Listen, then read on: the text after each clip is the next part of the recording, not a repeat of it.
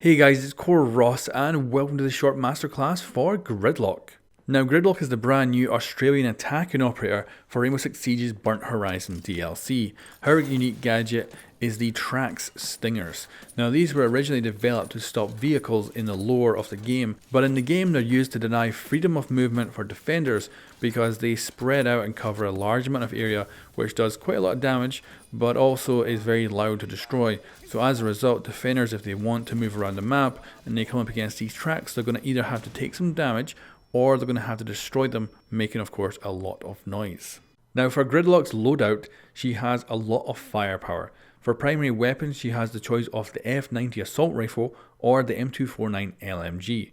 For secondary, she's got the Super Shotty or the SDP 9mm. For secondary gadgets, she can either use the breaching charge or smoke grenades, and she is a high armor, low speed operator. Now when it comes to picking the correct loadout, I recommend either the F90 or the M249. Both of them have benefits. With the F90 you've got a nice high rate of fire and a very controllable weapon, but the M249 actually does have some benefits over other LMGs in the game. You will have to put up with a slower rate of fire, but it does come with a nice big magazine, but also a very quick reload time. And the M249 also comes with a custom ACOG sight that is very clean and very nice to use. So the choice between those weapons will mainly come down to personal preference when it comes to rate of fire. But when it comes to secondary weapons, you should always pick the shotgun.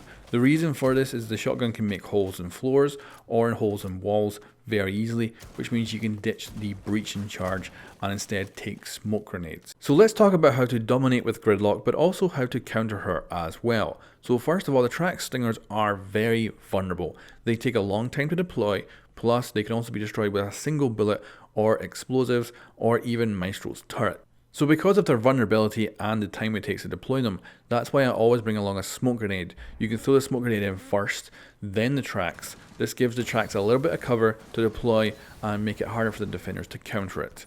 Now of course you can even take this up a level, and when you're playing bomb, you can throw out a couple of smoke grenades, a couple of Trax, and then actually put down the diffuser. The diffuser of course makes noise, but your Trax is making quite a lot of noise as it gets deployed, which of course helps to cover your deployment of the diffuser, and of course the smoke obscures enemies' vision of you, resulting in you potentially putting down the diffuser and also then setting up a layer of defense with the Trax Stingers, slowing down any attempts to defuse as well, making it a lovely tactic. Now another great tactic for Gridlock is actually to throw her gadget through drone holes. This means you can safely get your gadget into rooms and corridors that you don't yet have access to, and you can seal off different rotation routes that the roamers may use. This is also a tactic you can use with destructible floors as well. It's another reason I recommend bringing the shotgun, because it allows you to put a hole in the floor and then throw your Trax up or down in order to cut off different roamer routes.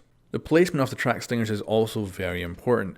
Because they're so vulnerable, you don't want them too far away from your attacking team, otherwise a roamer is just going to shoot them out and walk on through without being contested. Whereas if you have them relatively close, just covering your flank behind you, you'll then hear them get shot out. Even if a defender tries to take these out with a silenced pistol or with a melee attack, they still make a lot of noise, which means you're going to know someone's behind you. And of course this is very important in Rainbow Six Siege. Any kind of intel gathering is really important. And of course you want to deploy these into open areas to get the most coverage you can. If you deploy them to the corner of a room, you're of course going to get a lot less Trax Stingers than you would if you put it in the center of the room. Now let's move on to how to counter Gridlock as a defender. So of course the Trax Stingers, the very first time you see them, are going to be very daunting. Just covering the floor in spikes, and you might want to get to the diffuser and you're going to have to go through all these spikes. So first of all, don't step on them. They do 10 damage, which is a lot, and they will kill you very quickly. So destroy them before you move through. This can be done by of course shooting them, but the best way to take them out is definitely with an impact grenade. Of course a nitro cell will work as well. Maestro's turret, like I said, will also destroy them. So you certainly can make quick work of them, but also don't be in a hurry to destroy them. If there is an enemy waiting just for you to start shooting those Trax, they might pop out and shoot you.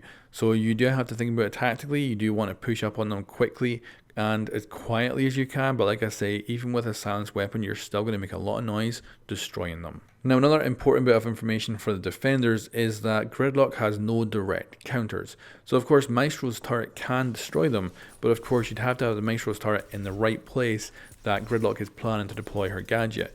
Also, electrified barbed wire does not destroy them. Jaeger's active defense system does not destroy them. So there is no real direct counter. When it comes to countering these, you either have to shoot them or destroy them with explosives.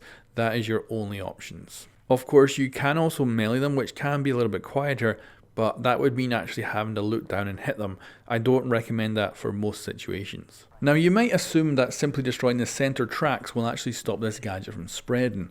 However, unless you are very, very quick, this will not work, as the center one actually deploys 6 others around it, and then those 6 others actually deploy 2 more by themselves. As a result, you've kind of got a self-replicating gadget, which makes it very hard to get under control.